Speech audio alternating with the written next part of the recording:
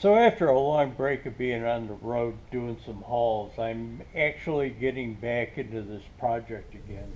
Okay, I'm back over here to the back side of the haul truck, and this is going to be the intro to chapter 61 of the haul truck build. So, as I had said, I had been off of this for a while, and now I've got to get back into it. And even though people have gotten into projects, been pulled off of it and gotten into projects for a while, this project is a little bigger in scope. It's not just like fixing the brakes or rebuilding an engine. The entire truck is being redone. So, welcome back to the haul truck build, chapter 61. Let's get into it a little more, and I'll explain what's going on and what needs to be done and what I've been doing. This is a kind of like the trailing arm where the airbags go on the air ride suspension. I've got some bolts that were stuck in this one bracket. They broke off and I'm trying to get them out. So back at it again.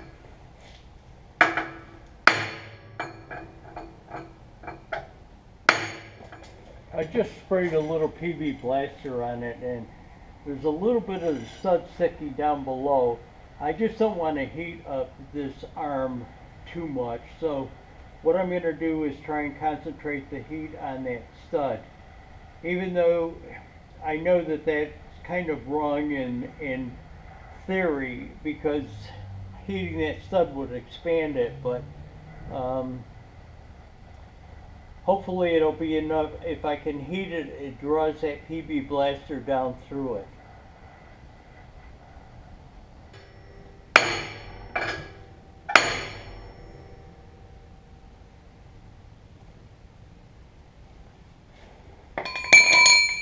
It does actually look like it's moving a little bit.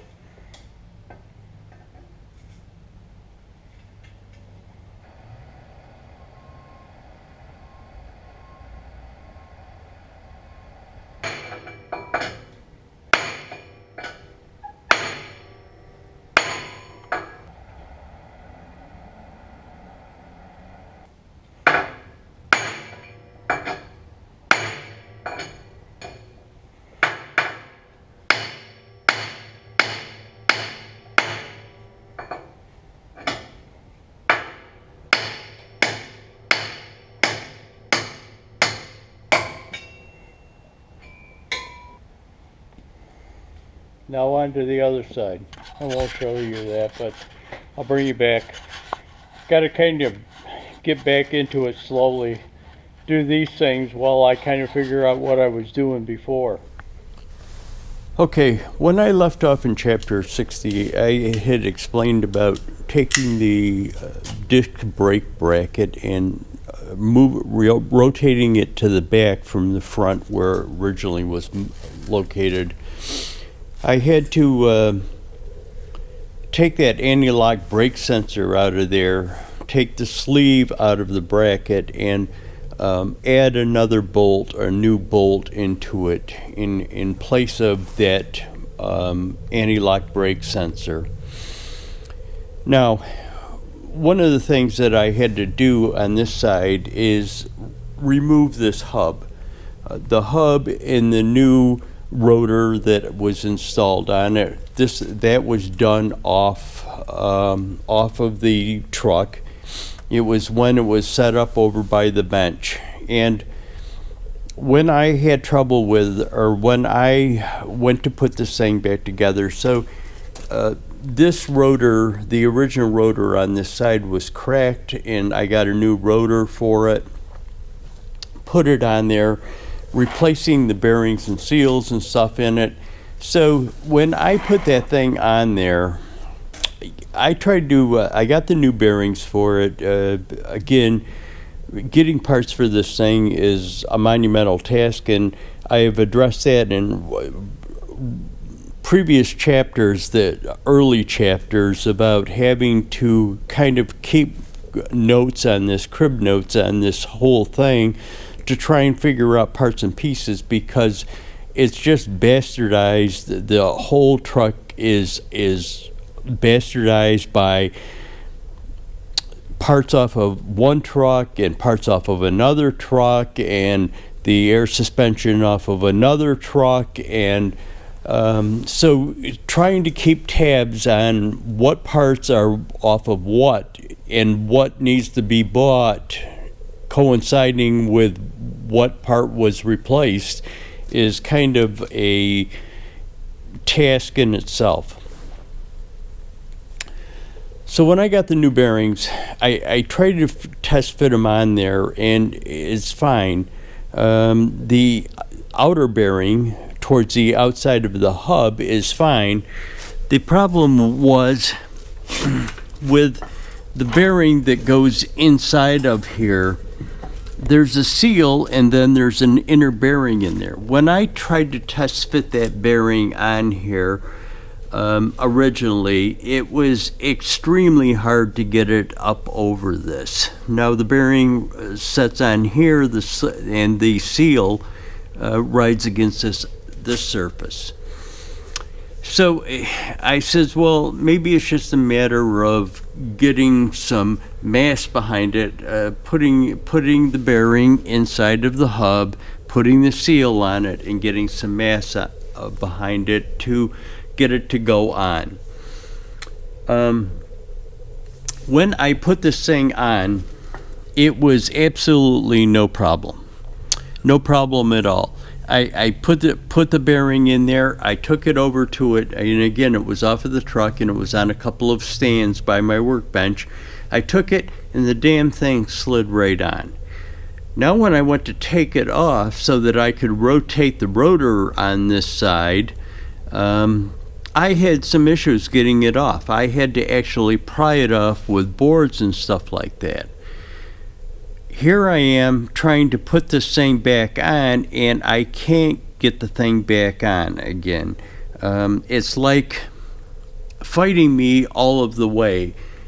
I can get it started, but that bearing doesn't want to seem to slide on there like it did originally when I put it on. So there are things that you can do to bearings to get them to fit on. If they have a bearing heater, you keep the hub cold. Excuse me, I was going to sneeze. Keep the hub cold, put the bearing in a bearing heater, warm it up, and you can get it to slide on. But I can't do it in this because the bearing is inside of the seal, and I can't really heat it up with that seal in the way. So I've been trying, before my hiatus and being off of this project and doing hauls and doing other things, other projects, which will be explained in detail, but I was trying to get this thing back on, and I couldn't get it back on. But again, I wasn't really concentrating full time on it. It was on and off and on and off, and so that's one of the issues that I have to deal with. I've got to get this thing back together the same way with the other hub after the new seals and bearings go in that. I don't know what kind of an issue I'm going to have with that. I could probably have the same thing of having to fight it to get it back on again. So that's one thing. You saw me removing the bolts from the other side. I had to do the same thing on this side. So let me end this segment here, this little clip, and I'll bring you back and show you some other things that I've been doing here. Okay, what I'm going to do is a little voiceover here as I try and reinstall this hub.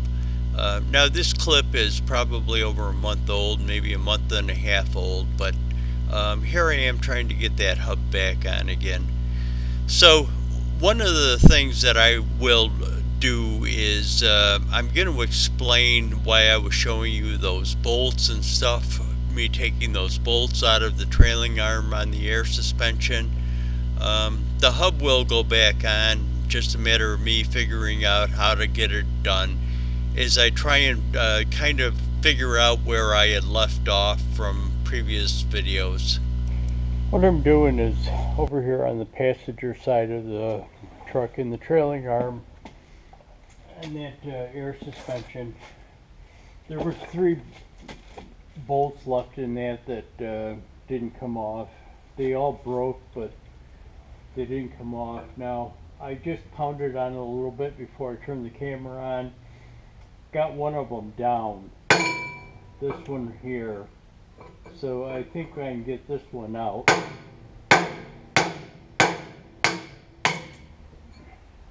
Which I just did.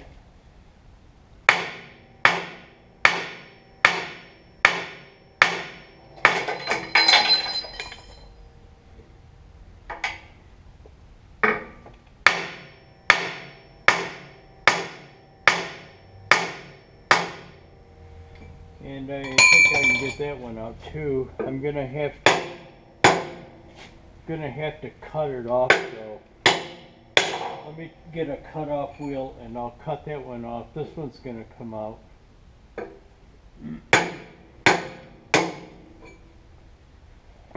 I just got to get a cut-off wheel because it's peened over so bad that it won't ever come out.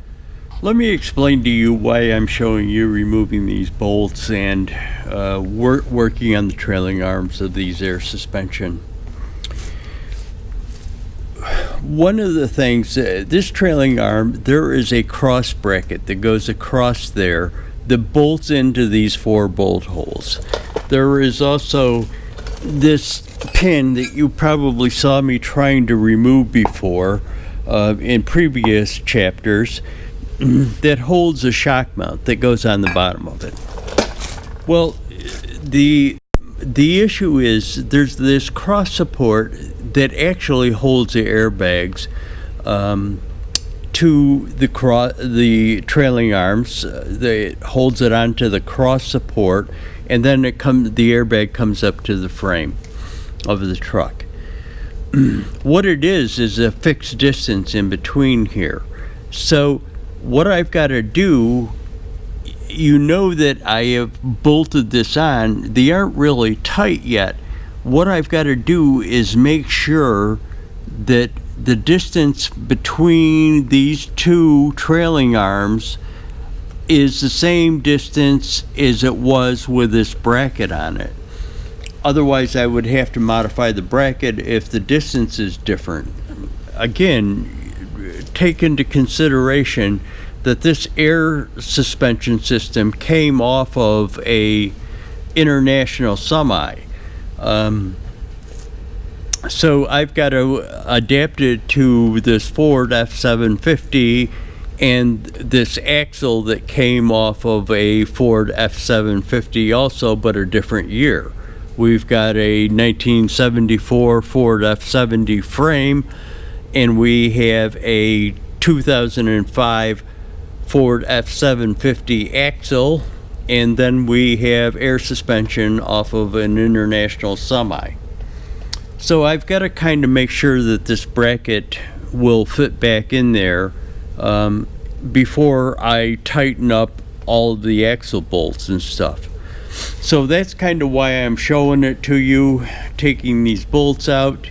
And then the whole process is going to entail me measuring the center of the holes that are in here on the axle and comparing it to the bracket holes that are on the cross support.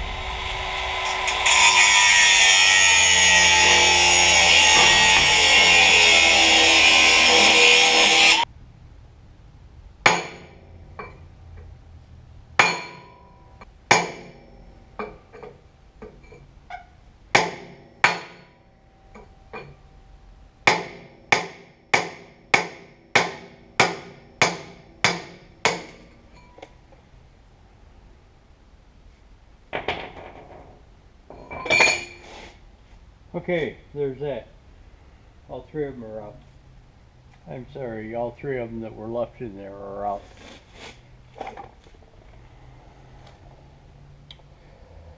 What I've got to do now is take a measurement center and make sure that the spread on this is the same as that cross support that I had showed you earlier on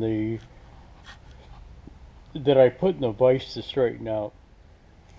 This piece that's in the vise here is the cross support for the trailing arms on the air suspension of the haul truck. What there was is there was a kink on it, a kink in the metal. It looks like something had hit it, and when I'm done straightening it out, what I did is just stuck it where it was kinked into the vise, tightening the vise up and letting the vise jaws squish it back together or straighten it out.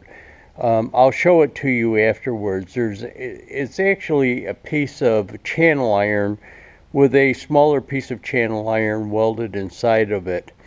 And one of the welds is separating. Now this cross support on the trailing arms of the air suspension, what it does is supports the airbags for across the trailing arms of the air suspension. So that's what the airbags ride on, and then come up to the lower part of the part of the frame. But I'm just straightening it out. I've actually done a little bit of it already just to kind of make sure it would work before I brought you over here.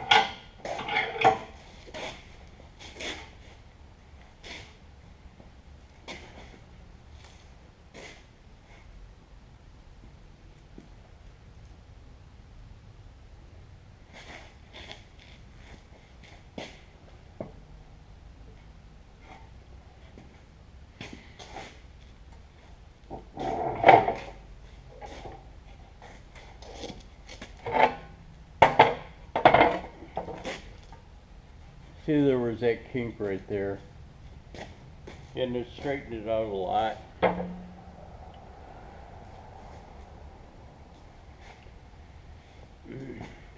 When whatever hit this also pulled this up off of that. Now this is what I'm talking about. This is a channel iron, and there's two smaller sections of channel iron on each end of it, inside of it, where the airbag goes on and where the bolts come through and hold this cross support to the trailing arm. So what I'll have to do is I'm gonna clean this all up. I'll straighten this out a little more, clean this all up, squeeze this back together, and re-weld that. I think it was welded. I'm not sure. I'll take a look at it, and I'll tell you about it then. You know, I just got through telling you that that thing was spread apart. Well, what there was is there was something stuck in there. I'm not really sure what it was. Dirt, rust scale, what it was, but it was holding it apart. I'm still unsure as to, these things seem to be welded, but I can't see welds on them. Whether it was spot welded or whatever it was, but it's kind of back together now. And it doesn't seem to move. What I'm going to do is clean it up. There's like tar or something on it that's going to be hard to get off of it, but I'll try and clean it up as best I can with a flapper disc, and scrape that tar and stuff off first, then clean it up with a flapper disc. Maybe actually even put it in the bead blaster so that I can get inside of it. It would be really hard to get into here, clean that thing up, get it repainted. What I did, those holes were all cutted up, and I found a 3/8 reamer. I'm sorry, a 7/16 reamer. 3/8 bolts are were sloppy in it, 7/16 I couldn't get them down through because of all the rust and debris inside of them. I found a 7/16 reamer and ran that down through the holes to clean them out. What I'll do is stick a couple of 7/16 inch bolts in there and measure the center markings on it. But I'll show that to you while I do it. So what I've done is stuck a couple of bolts in there, and what I'll do is, what I would do normally if the bolts, I could get them just to sit in there and measure from the side of the bolt. But what I'll do is the head. So it's 40 and 5/8. So what I do is measure from the far side to this side here on it, and it'll give me the center of it, since the bolt heads are the same. So it's 40 and 5/8 inches. Let's go see what that bracket is. Okay, so here I got the bolts to stick in. So what I'll do is just measure from back side of the bolt to back side of the bolt, and see I've got 40 and 1/8. So I'm half an inch off on the hole spacing.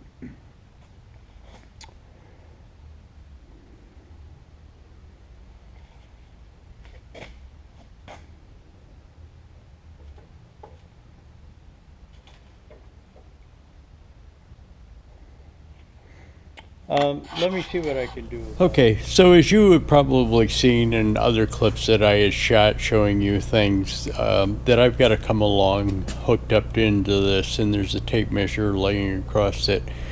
I was able to just put that come along on and pull it over the 1/2 inch that was required. So it will work. And that's kind of what I've been starting to do since I have gotten back onto this project after all of the other things that have been going on. The other projects that have been going on, doing some hauls, stuff like that. So getting back into it takes a little time, because there's so many aspects to this project, and you kind of want to try and get back into it gradually, and it kind of reminds you what you were doing, what you were thinking, how you planned on doing something. So doing kind of mundane things like this helps bring it all back to clarity. Not that this is mundane, it's a pretty important aspect of it, but it's something that is pretty simple and straightforward, getting them bolts out, straightening out that cross support, just checking and making sure that everything is going to work okay, and that I can get these cinched down now onto that axle after I get that cross support back in there. But it's all in preparation for being able to get the hubs back on, being able to get a couple of tires onto the rims that I have, so that I can make a rolling chassis out of this. Now, before I can make a rolling chassis out of it, I have to support that back side of it. Whether, I might not have to necessarily put the airbags in there. What I can do is take the shocks, where the shocks are going to go, and just put a solid bar in there to hold the axle in place while I move it around. And again, I want to move it around because I want to be able to get that sleeper over onto my lift and be able to roll the truck underneath it so that I can start test fitting it.